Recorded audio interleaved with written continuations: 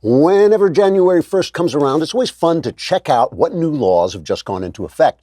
It's a good way of finding out what people in government have been doing instead of working for a living or minding their own business like decent, normal human beings. For instance, in California this year, we have a new law that whenever an illegal alien commits an unimaginable atrocity on innocent Americans, news stations are required to play pictures of frightened Mexican children on the border for the next 24 hours or until the public forgets that Donald Trump is absolutely right on this issue, whichever comes first. In New York State, whenever an untreated psychopath commits a mass shooting, public officials are now legally required to shake their heads sadly and talk about how Fox News is stigmatizing the mentally ill. In Massachusetts, a new law says that in the event of Islamic terrorism, emergency workers must immediately rush to the city center and take turns reading violent Bible verses out of context until calm is restored. And finally, a new law in Texas bars people from moving to the state from California, New York, and Massachusetts. Although that law is currently under challenge by people in liberal states who feel it's unfair they should suffer the consequences of the crappy laws they passed at home when they could continue to feel virtuous by escaping to Texas and passing crappy laws there. Some new municipal laws include San Francisco's Pooper Scooper law, which requires wild dogs to clean up after homeless people. Then in Portland, Oregon, a new law requires that masked fascist rioters give a Miranda warning before beating the crap out of the police. And in Seattle, all drugs are now not only legal, but included free with your coffee. Unfortunately, none of the laws I wanted passed made it through any legislatures, so it's still legal to make movies that run longer than 2 hours, and driving slowly in the left lane is not punishable by death, unless I happen to be right behind you. Trigger warning, I'm Andrew Klavan, and this is The Andrew Klavan Show. I feel hunky-dunky, life is tickety-boo. Birds are winging, also singing hunky-dunky-doo. Ship-shaped, ipsy-topsy, the world is zippity-zing. It's a wonderful day, hurrah, hooray! It makes me want to sing. Oh, hurrah, hooray! Oh, hooray, hurrah! All right, Mitt Romney has unleashed an attack on Donald Trump's character. Wow, that's new. Whoever thought to attack Trump's character? And Romney has gotten predictable backup from the mainstream media and the Never-Trumpers at National Review, and of course, Bill Kristol, who used to have a job somewhere. But the problem with American politics is obviously not Trump's character. The problem is that Trump ran against a woman of even worse character who also opposed constitutional freedom. And a lot of Never-Trumpers were too self-righteous to make the choice that needed to be made.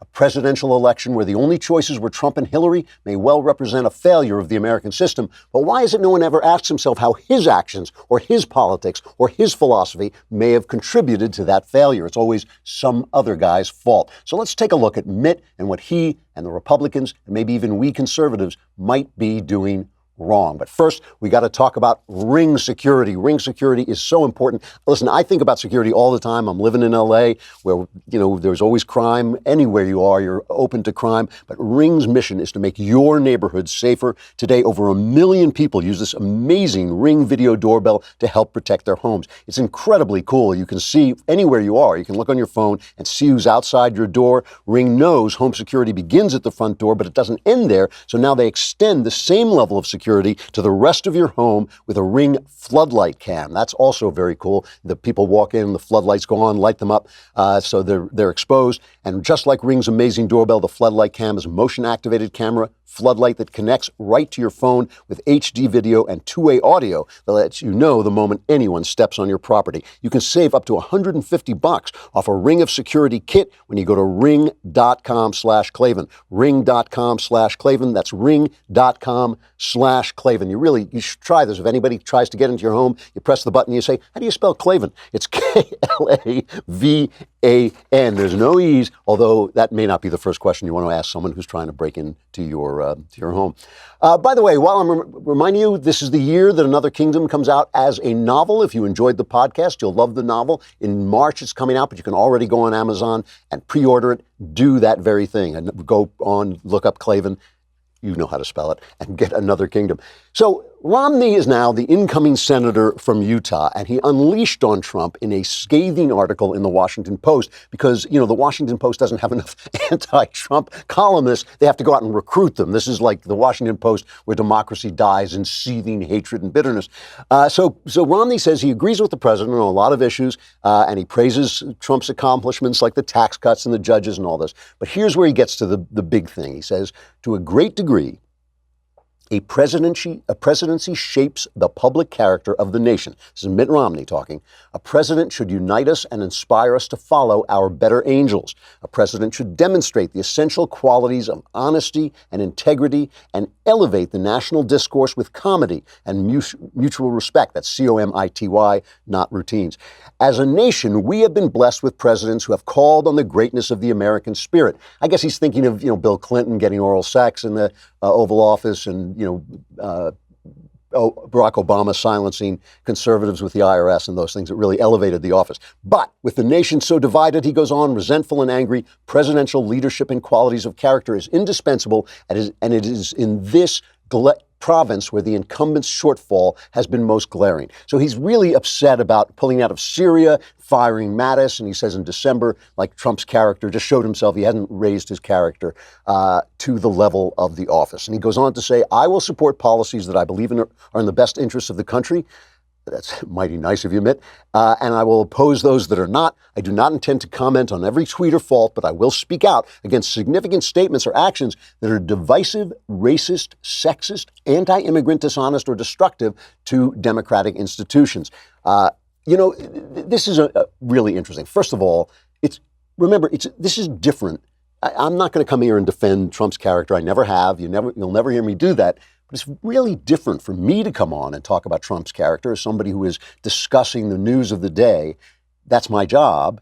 And Mitt Romney, who's there to make laws, right? He's there to legislate and work with the president and work especially with his party. They're perfectly good examples of people who have done this without being subsumed by the chaos of Trump or by Trumpism, like Lindsey Graham. Lindsey Graham will criticize Trump, but he always does it in a respectful way. And who else? Mitch McConnell, who has stood up to Trump, but has also really helped him and in the foxhole of politics has been on his side and has been loyal and has stood up for him. This is like when I criticized Ted Cruz and everybody yelled at me, I criticized Cruz for going to the convention and attacking Trump there. I feel the same way about Mitt Romney doing this here. Listen, Mitt was watching, like everybody, he was watching the midterms, and he saw that rich suburban Republicans were put off by Donald Trump and voted against him, and maybe he didn't show up, or they voted for whatever the local Democrat was running in Congress, and maybe he thinks he can parlay that defection into primarying the president. That would be a very bad idea. It would also it's a lot of those people who voted against Trump when Trump wasn't on the ballot will return to vote for Trump when a Democrat is running against them. And they're dealing with these socialists on the left because look, Nancy Pelosi is fighting her left wing. Nancy Pelosi is a San Francisco lefty fighting the left wing of the Democrat Party. That's where the Democrats are. And you cannot look at Trump in a vacuum. He didn't get there. He didn't get there because everybody said, you know what we need is a New York developer. He got there because he was running against Hillary Clinton, a career criminal who had lied to prosecutors, stonewall prosecutors, tormented women who tried to attack her husband, and who despised the American people. So Romney goes on, and I don't mean to just run Romney down because I think Romney has lived a good life and he's a good guy in a lot of ways. But remember, we're dealing with a Republican Party that with our last president, George W. Bush, gave us a huge bump in entitlement spending and wars everywhere, which are not conservative ideas. So George W. Bush definitely had better character than Trump, but Trump has done a lot more conservative things. And Romney, Trump once said that he choked like a dog against Obama. I think there's truth to that. I think he was afraid to take Obama on. He destroyed him in that first debate, if you'll remember, and then he let him get away in the second debate. So now Romney is just being disingenuous here. Let's remember this, right? Romney asked for Trump's endorsement. First he applied for the job of Secretary of State, so he wanted to work for the administration. He then asked Trump for his endorsement in Utah. And then when he ran in Utah, he didn't run against Trump. He didn't say, I'm running because somebody has to stand up for Trump. And suddenly he's coming in and he takes this attack. He puts this attack out on him. Let's play the one about cut 3. This is what he told Jake Tapper about what he said. With regards to the shutdown, I'll be with Republicans on that front, which is, I think it's important for us to secure the border. At the same time, what I did in my op-ed was not just talk about the president and my relationship with him and how we'll work together, but also I laid out my perspectives and priorities on a very broad basis on everything from trade to China to our allies around the world, immigration and so forth. So I think it's important as you begin a new job to describe exactly what you hope to accomplish, and that's what I did. I feel it's disingenuous and even a little bit sleazy, because when you attack a man's character, you can't say, well, it's really about policy. It's all, I'll agree where I can agree and disagree. You can't say, you're a lowlife, but I like your suit. You're a lowlife, but I like your judges. You attack the man's character, you're going after his character. And this is what the Never Trumpers have been doing. Bill Kristol, Jonah Goldberg, whom I love both personally and as a writer, but he did it over the Christmas holidays. We get it. We get who Trump is. We all know who Trump is. You're not telling us anything new. The question is, how did we get an election where Trump was running against Hillary Clinton, who was a worse choice? And by the way, why didn't you show up for that election? Why didn't you vote for the better choice in that election instead of deserting and saying, oh, I'm just too good. I'm too self-righteous. I'm too perfect to make the choice that needs to be made. That's on you. Look, reality is reality. That was the choice we have. Let's listen to Trump's response. He was having a meeting and it just evolved into a kind of Trump stream of consciousness. But this is what he said about Mitt. I just hope he's going to be a team player. And if he's a team player, that'll be great. I will say this. If he fought really hard against President Obama, like he does against me, he would have won the election. Does that make sense to you? If he fought the way he fights me, I'm telling you, he would have won the election. But I think he's going to end up being a team player. I think he agrees with many of the things that we've done and many of the things that we have in mind, and we'll see what happens. All right, so I'm going to get back to this in a minute, because there's a broader question. There's a couple of broader questions here. But first, let's talk about Quip. I love these things. Quip is an electric toothbrush, but it's a sleekly designed, battery-operated electric toothbrush, so you don't have this enormous object that you have to take with you everywhere you go. The TSA stops you as you get on a plane because they think you're carrying a bazooka. Quip is an electric toothbrush, which is the best way to brush your teeth, gets your teeth cleaner, but it is beautiful to look at, and you can carry it with you. I took it to New York over the Christmas holidays. I loved having it with me. It times the amount of time you spend on each quadrant of your teeth, because you're supposed to spend at least 30 seconds on each quadrant of your teeth. Plus, you can make a deal with them where they send you new brushes every 3 months, and that is important too. It's not just me who loves Quip. It's got over 1 million happy customers, and it starts at just $25. Just go to getquip.com/Klavan, getquip.com/Klavan, and you can start at $25. Get your first refill pack for free. That's your first refill pack for free at getquip.com/Klavan. You can brush your teeth and say to yourself, hey, I speak Klavan. Well, it's Klavan. All right, so what's Mitt doing here? Well, first of all, I think aside from thinking about primarying, he's auditioning for the John McCain slot. John McCain left us, and now there's this open slot for the Republican who curries the favor of the mainstream media, right? Because you want to hear, this is hilarious. Let's just listen now. ABC, this is from our friends at Newsbusters, ABC and NBC welcomed this attack on Trump from Mitt Romney. See if you can detect the subtle enthusiasm here.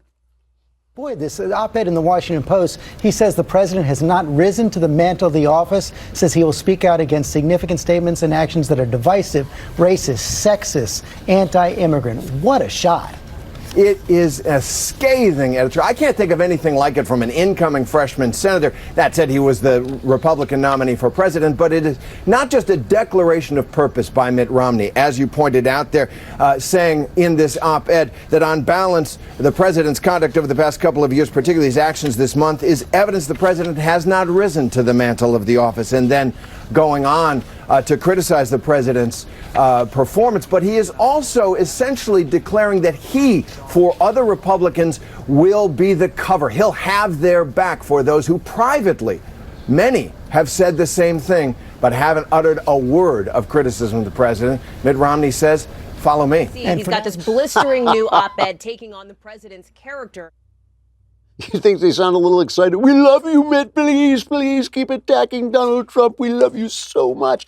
And, that stuff is addictive, And obviously, John McCain ran his whole career courting that stuff. And, of course, when he was finally running against Obama, suddenly he found all his friends turned into crocodiles and were ripping him to pieces. And that's going to happen to Romney, too, of course, if he ever tries to run for president again. Remember, he's run twice and lost. And, this is something that Bill Kristol echoed. Everybody's saying that Donald Trump has bad character, but Mitt Romney came out and said it. It's not Romney's job. This is what gets me about all these political commentators, is that they don't understand politics. It's fine for a commentator. It's fine for me to say, oh, Trump did this wrong, Trump did that wrong. But I'm not working with the guy. I'm here to talk to you about what I'm seeing. I have to be honest about that. I'm not going to lie and say and support Trump in every turn or attack him on every turn. I'm not a senator. It's not a senator's job. It's absolutely absurd to take the office and do this. Henry Olsen, one of my favorite observers of politics, he went to the Washington Post and he wrote a piece saying that all Romney has done is demonstrate the cluelessness of the GOP establishment, all right?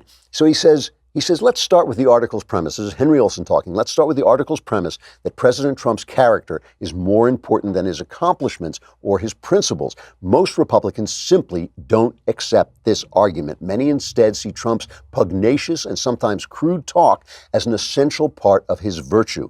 He fights while other Republicans cower. Others would prefer he tweet less and do more, but still prefer Trump's fallen angel to the Democratic devil. Now, let's talk about this for a minute. The Democrats, not only is it like truly dangerous people like Alexandria Ocasio-Cortez, a lot of people on the left have been saying, why does she trigger the right so much? Well, let me tell you why Alexandria Ocasio-Cortez triggers me. She triggers me because she exemplifies her generation. She thinks if she talks with passion and moves her hands and looks bright and hopeful, the words coming out of her mouth become true. But that's not how it works. When you're talking about socialism and you're talking about her green agenda, which is essentially a recipe, a blueprint for tyranny in the guise of protecting the environment, this woman is a dangerous ignoramus. She knows nothing about America and what it stands for and what it means. She knows nothing about the Constitution. She knows nothing about economy, but she thinks her passion and her social justice and her feelings mean something. Plus, she's cute. And let me tell you something, moral emptiness and a good figure are a very, very dangerous combination. Believe me, many a man, including me from time to time, have been led down the garden path by that combination. She's a dangerous character, and that's who we're looking at. And the establishment people, the Mitt Romneys and the Bill Kristols, are actually in league with our friend Hillary Clinton. I believe Kristol actually, no, he voted for that Ed McMuffin or whatever his name was. Hillary Clinton, the thing about Hillary Clinton was forget her corruption, forget everything else for a minute, her anti-constitutionalism. Just remember how much she hated, how much she despised the American people. When she called people deplorable, that was just the beginning. Do you remember that interview she gave in Mumbai? She was talking to Indian people. Just remember this, because I want to play this again. Yeah. This is cut number 6. The places that represent 2/3 of America's gross domestic product. So I won the places that are optimistic, diverse, dynamic, moving forward, and his whole campaign, Make America Great Again, was looking backwards.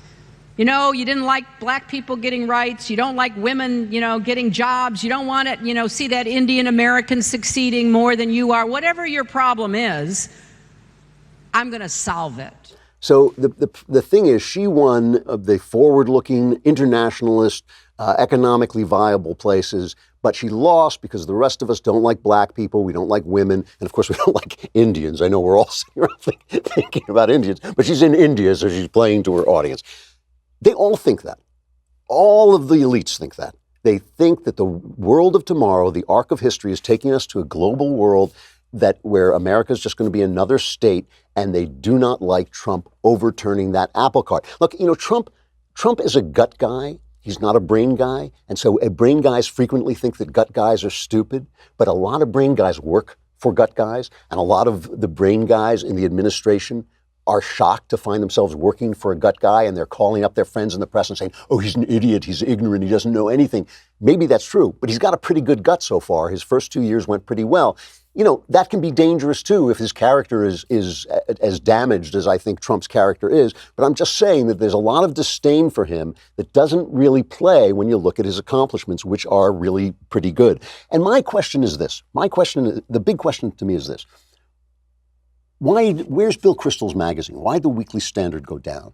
Why is National Review struggling so much with their never Trumpism? And again, I like the people at National Review and I respect them a lot, but I don't think they're taking into account that their arguments, their conservative arguments, their version of conservatism failed. It failed because it produced a world in which Americans would elevate Trump and Hillary to our choices for the presidency. Why, if you don't like Trump's character, my question is, why wasn't there somebody of good character that you could put forward who would win with your ideas? And you know, I see a lot of problems with conservative ideas right now. I see a lot of contradictions. And let me give you a couple of them, just a couple of things that really bother me about the conservative arguments right now.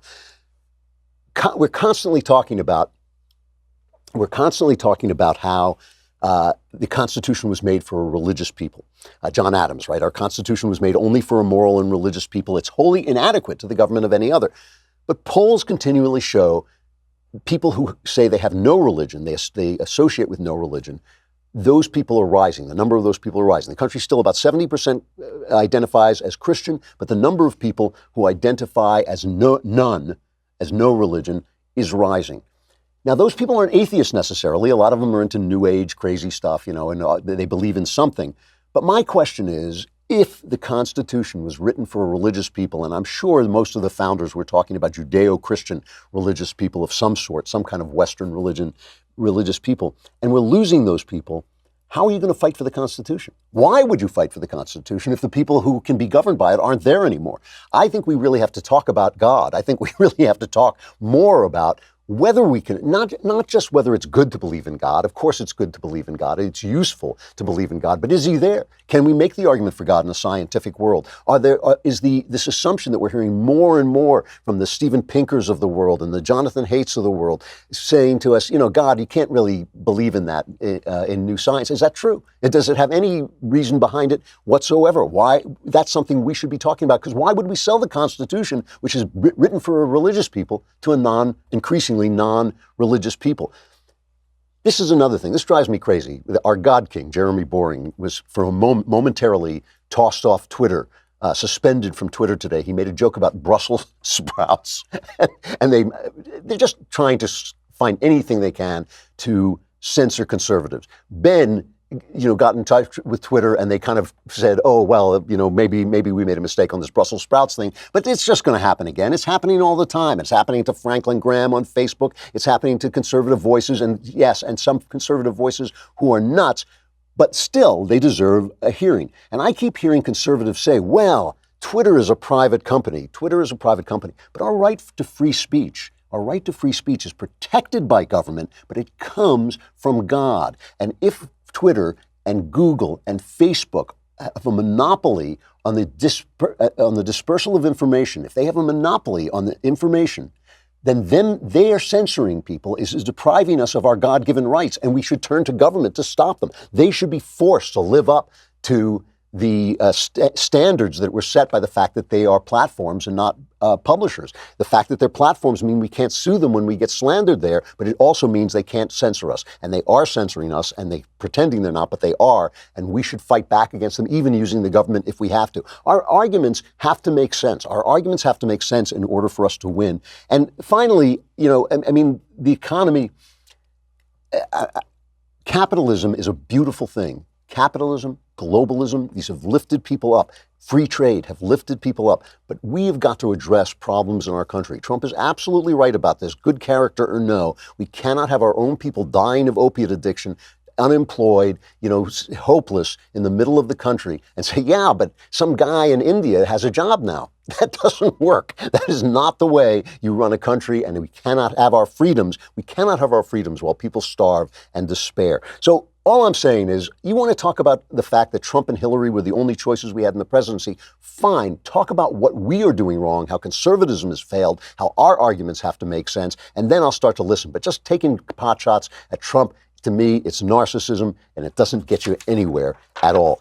Hey, today we have the backstage. Don't miss our next episode of Daily Wire Backstage. Lots of people will be there. Some guy named Ben Shapiro, Michael Knowles. We may let him in. And of course, the Daily Wire God King, Jeremy Boring. He may not be welcome on Twitter, but we love him. And I'll be there too to ring in the new year and talk about how the left is going to try and ruin everything. And as always, the lovely and talented Elisha Krauss will class up the joint and take your questions as they roll in. Only Daily Wire subscribers get to ask the question, so make sure to subscribe today. It's a lousy $10 a month, $100 for the year, and you get to be in the mailbag, and you get the Leftist Tears tumbler, and you get we'll come to your house and dance on your table. We'll do anything to entertain you to get you to subscribe.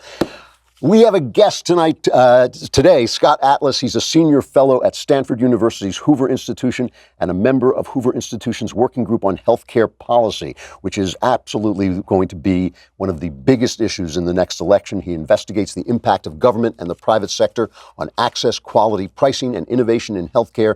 His book is Restoring Quality Healthcare, a 6-point plan for comprehensive reform at lower cost. It is out now. Scott, thank you so much for coming on. I appreciate it. Happy to be here. So give me an overview of what is wrong with our healthcare system. Seems to be in disarray. People are really worried about it. I think it was a motivating factor in the midterm elections. What's the problem? Yeah, well, the big problem, and actually this sort of escapes the essence of the argument, is not about quality. And it's really not about access. It's about the cost of healthcare. And the reason that's a problem is because A, the government programs are unsustainable if the costs are this high, and B, the people vulnerable to that are the most to the high costs are the ones who depend on those programs, the poor and the elderly. And so we need to fix that, but we need to fix that without impairing the quality, which by the medical literature is the best in the world. And that's factually true, but somehow the U.S. healthcare system is pilloried by false accusations and indeed a very false narrative by people who advocate single-payer healthcare. The way to fix this, if I can just cut to the chase, Please. The essence of the problem about high costs is because people think someone else is paying. They don't care about the costs. The way our system is structured, more and more, we have made health insurance cover everything and minimizing the whole concept of a patient caring about the cost. If someone else is paying, no one even asks what it costs. As opposed to every other good or service, people use healthcare and not only don't know what it costs, but they never even ask. They get the bills after they use the good. So insurance, I mean, this happens with cars too. If your car is insured, the price of fixing it immediately goes up because they know that you think you're not going to pay it out of pocket. Should insurance be limited? Should it be limited what we can insure? Is that the way to solve that problem? Well, the way to solve the problem is to put patients in a position where they care about the price and are rewarded for paying less. And because of that, they consider the value of what they're buying. That's why a cell phone, an iPhone that's in your pocket that's essentially a supercomputer from the old days, doesn't cost $10,000 because we shop around for it. And the way to make healthcare, people seek value in healthcare, is to change the nature of health insurance. The nature of health insurance should be what it was intended for, like insurance for everything else, catastrophic insurance. Unexpected, significant expenses, not routine use, not things that cost $100. And so when you get rid of all these mandates, most of which were doubled down on by Obamacare, where they minimize the cost out of pocket. And in fact, they gave you subsidies to buy bloated health insurance. When you get rid of that and you deregulate and you let people buy the insurance that they want, which is cheaper insurance with a higher deductible. And most healthcare episodes are not big, catastrophic, multi-$1,000 expenditures. Most healthcare is outpatient, scheduled, non-emergency, and most healthcare is relatively small cost. And so when you are paying out of pocket because there's a higher deductible, the insurance won't kick in right away. When you are paying, you consider the price. You see the price, you ask what it costs, and the reward, the system has to be in place to actually reward savings. And the big vehicle to do that are large, liberalized use health savings accounts that you keep when you die. In other words, you can roll them over in a tax-free way to relatives or to anybody you want. You can use them for, say, your elderly parents. They're double the size of what they were. You actually are rewarded for saving. A very sort of basic point is a tax deduction for healthcare makes a dollar spent on healthcare more valuable than some other dollar. Whereas a health savings account, not only is it a deduction, but it rewards the saving of the money if you get to keep the money or use it for healthcare for your elderly parent or roll it over. And so you care what you're spending. So I see a number of political problems with this. We're talking to Scott Atlas, the author of Restoring Quality Healthcare. For instance, I hear people saying, and I sometimes hear the President of the United States echoing them, there shouldn't be a mandate. You shouldn't be forced to buy health care, but at the same time, we need to cover pre-existing conditions. When you cover pre-existing conditions, you're no longer talking about insurance. You're talking about government health care, it seems to me. Is there some argument that would win through to people on a subject like that? Well, I think the argument has to be made. The argument has to be articulated. And I would say just off the bat, the Republicans, the conservatives, have done a very poor job of articulating the problems with single-payer healthcare and the positives of their vision of healthcare. It's a little bit complicated, but it's really not that complicated. Here's the issue. You can't just say we cover pre-existing conditions no matter what, if you mean that you buy insurance for the same price even after you get sick. And that's what Obamacare does. Right. Because then you're only going to buy insurance after you're sick, and you'd be foolish to buy insurance while you're not sick. Therefore, the only people who are insured are heavy users of the health insurance. And therefore, the whole concept, that it's unsustainable. The health insurance itself, it goes bankrupt. But the Republicans and conservatives do support covering pre-existing conditions with the following nuance. And the nuance is that you have to have some incentive to buy insurance before you're sick. Otherwise, like I said, the system's unsustainable. And so the incentive to buy health insurance before you're sick is A, to make sure there are cheap health insurance options available, not bloated, massively mandated coverage, all-encompassing insurance, but more catastrophic insurance, higher deductible, cheaper insurance. And then secondly, if you have insurance, one example would be if you have insurance before you get sick for, say, a period of 6 months, then you are insured even after you get sick for the same rate. Okay, you can't get your be dropped, taken away, Sure. and you can't get your rate. That's assuring people get coverage for so-called pre-existing conditions, but you should have to pay more if you sit there and game the system. If you wait, have no coverage, and then after you get the diagnosis, okay, now I'm going to buy coverage. Well, there has to be some disincentive to do that. There has to be. It doesn't mean you're not insured, though. See, this is what the previous model was, and this is what's being distorted. Democrats are claiming that Republicans are saying, oh, you're not going to be able to get coverage if you have a disease. That's not true. No one is putting forth that model. There's not a single proposal by the conservative side that puts forth that model. But what they do put forth, and it's necessary to put forth, there has to be an incentive to buy insurance before you're sick. And that incentive is financial, obviously. And so you have to have it to be cheaper options, first of all, for insurance in general, but also some disincentive that if you buy it after you're sick, then you have to pay more. when you put our healthcare in an international context, you have a situation where a lot of countries have single payer healthcare. They have government healthcare. They don't have to negotiate with the pharmaceutical companies because there's only one buyer. And so they don't have to pay what it really costs to develop and research a drug, and all those costs back up onto us. Is there some way for us to fight this? I mean, we create, I think, more new drugs than all other countries combined. I think that's right. So is there some way that we can stop paying for England's national health? Well, I mean, here's the issue. You can't do what some have proposed already, even in the Trump administration, which is to say, okay, we're going to tag our prices to those of these single payer systems outside.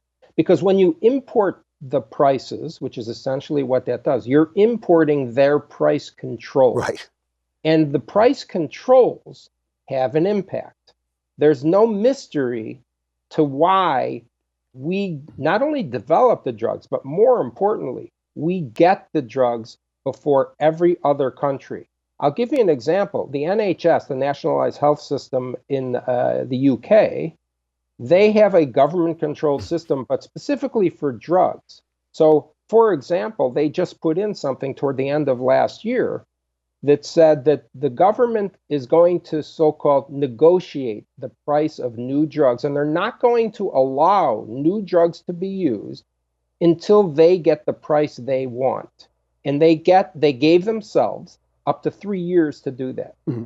Now, what do you think that does? Well, we know what it does because we look at the data. These are factual statements here. This is not opinion. The NHS has less access, and in fact, sometimes no access to life-saving drugs that we routinely get not only sooner, but by far the greater number of those new drugs in the US. Most new drugs, by the way, are for cancer. So let's just say you're in the UK, you're dependent on NHS, and you have cancer. And the UK government says, well, we're not going to approve it because the price is a little bit too high for our system, and we get 3 years to negotiate that price. Mm-hmm. Okay, well, you got cancer. Yeah. You want to wait 3 years to get that drug? And what the impact is that people die. And we know for a fact that in countries with single-payer systems, if you just even look at the drugs alone, the diseases that are dependent on drugs, and these are the most important diseases: cancer, heart disease, stroke, diabetes, high blood pressure. The United States, by the medical literature, I'm not talking about opinion here, I'm talking about facts. By the medical literature, the published literature, the US patients have better outcomes. And that's all that this is about. We have better medical outcomes from cancer, stroke, heart disease, the biggest killers, diabetes, high blood pressure, all the serious chronic diseases, than all the systems with single-payer health care. Yeah, they always mess up these statistics. I've seen them play with them. The fact that healthcare gets better and better, is there a difference between, say, our televisions get better and better, and the television comes out and at first it costs $2,000 and then pretty quickly it costs $600? Is there a difference between that and what would happen to medicine because you need the medicine and you can't negotiate and they have a monopoly on the brand? Is there any difference in that, or can that system, a free market system, work for medication as well? Well, that system can absolutely work for all of healthcare. The difference that we see, why hasn't the price of healthcare dropped significantly like those things that you just said? The reason is very simple. The government shields patients and insurance shields patients from caring about price. There is a shielding. There are barriers to competition for people's money based upon price in healthcare. That's exactly the problem. And so that's why the real solution to these things.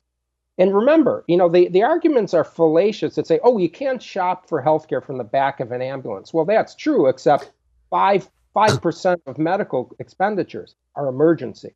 5%. Nobody's saying that, hey, you're going to be having a heart attack and you're going to say to the ambulance driver, wait a second, let me get the prices here. No.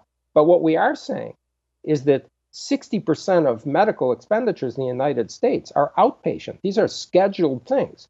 And not only that, we know, it's already proven, from the literature in specific medical care, both from diseases that were never insured, like, for instance, in the beginning of LASIK surgery for vision correction, or certain plastic surgery procedures, or MRI screening head to toe. These things originally were not covered by insurance. What happened?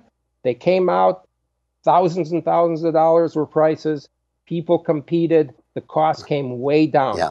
And I have to stop you there. I'm out of time, but Okay. I'm glad to hear that logic holds true in medicine as everything else. Scott Atlas, a senior fellow at the Hoover Institution up at Stanford. His book is Restoring Quality Healthcare, a 6-point plan for comprehensive reform at lower cost. Thank you very much for coming on. I hope we get to talk again. Sure, Hope. Thanks for having me. Thanks a lot. All right. You know what? I think we're going to, before I talk about anything, I have to talk about Elizabeth Warren.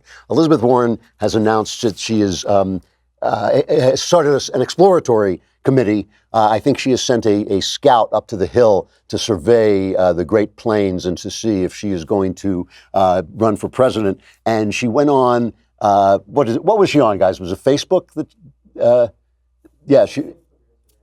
So she goes on online, but she wants to relate. So she cracks open a beer. Here, you got to play this.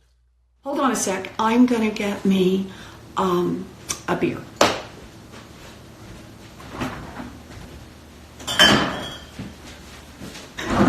Hey, Glover, my husband Bruce is now in here. You want a beer? No, I'll pass on the beer for now. You sure? Come over and say hello to folks. Yes. So, this is my sweetie. Hello. And I'm crazy about it. I love you. I love you too. Thank you for being here. Pleasure. I'm glad you're here. Yeah, enjoy your beer. Feel free to toast along with us. Absolutely. You know what? Everybody here seems to be having a great time. He's not a big drinker. It's like burning your lungs. Burning your lungs. Feels good to me. We have some great guests and musical acts. A lot of drinking on the left, you know. You don't want to destroy a good country sober. I think that's the problem. All right, some stuff I like. You know, I had these screeners that I get at the end of the year because I'm a member of the Writers Guild, and they send me the movies that came out that they want you to vote for. And so I watched a couple over the holidays. I watched 2 movies, neither of which I'm going to terribly recommend. The better of them, of the 2, is Green Book, which was with Viggo Mortensen, great actor, and Tony Vallelonga, also a great actor. He was in that Midnight or whatever it was called. Is that Moonlight? He was in Moonlight. Also a terrific actor. And Vallelonga plays this Don Shirley. I'm sorry, I got the wrong guy. Tony Vallelonga is the character Viggo Mortensen plays. The actor is Mahershala Ali. He was the guy from Moonlight, and he plays Don Shirley. And Don Shirley was a pianist, classically trained pianist, who played jazz and kind of American standards. And he goes on this is based on a true story. He goes on a tour of the Deep South during segregation days, and he hires this bouncer, essentially, played by Viggo Mortensen, to drive him around. And the Green Book is the book that supplies places where Negroes, as they were called then, could safely go in the Deep South. And it's the story of the friendship that develops between these 2 men. And of course, it's getting attacked by the left because the left has lost all joy in life and has nothing to do but attack movies. But it's getting attacked because it has a white guy who is helpful to a black guy. You know, they hate the idea that sometimes white people were saviors to black people. In this, they just become, I found, very equal friends. There are some funny scenes where Viggo Mortensen introduces this kind of snooty black piano player to fried chicken. You know, he says, "You got to eat fried chicken. You're a black guy." You know, and I found some pretty funny scenes. It's very enjoyable, very watchable. Not a great movie, but it's fun to watch. Viggo Mortensen, he's a terrific actor. It's fun to watch him do this kind of guy.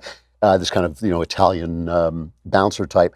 And the other picture I watched was Can You Ever Forgive Me?, which is Melissa McCarthy playing another true story. She plays this writer, Lee Israel, who is a overweight, unattractive, nasty lesbian writer who can't sell her books because she's writing obscure biographies, and she falls into forging letters from famous writers and selling them so she can pay her rent. And Richard E. Grant is also in it as her kind of louche gay friend who helps her do this.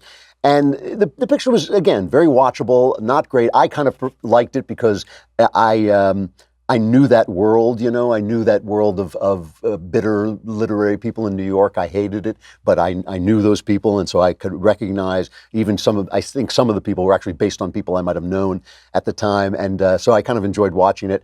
But both of these movies, what they both had that I liked was the music. Now, in Can You Ever Forgive Me, they had, it opens up over the credits, I believe, with a singer that I had never heard of before named Jerry Southern, who sings a song called I Thought of You Last Night, which is just as sexy and cool a song from the American Songbook days as you could ever hear. You can look that up yourself.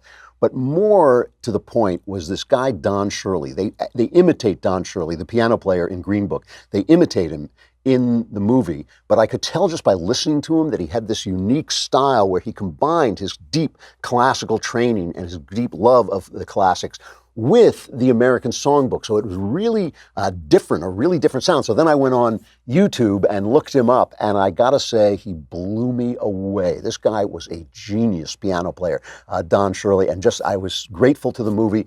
Like I said, watchable and enjoyable. I can't say it's a must-see, but I was grateful to the movie for introducing me to this guy I had never heard of, a terrific, terrific piano player. Hey, I got to say goodbye. It is the end of this brief Klavan-y week, but I hope you got as much Klavan-y goodness as you can. Next week, we'll be here all week. And of course, tonight we'll be on Daily Wire backstage, so I'll be back there. But, you know, the rest of the time, you're just going to have to make your way through. Pre-order the novel Another Kingdom. That'll help. But otherwise, just try and survive. And survivors will gather here on Monday. I'm Andrew Klavan. This is The Andrew Klavan Show. And here's a little bit of Don Shirley traveling music.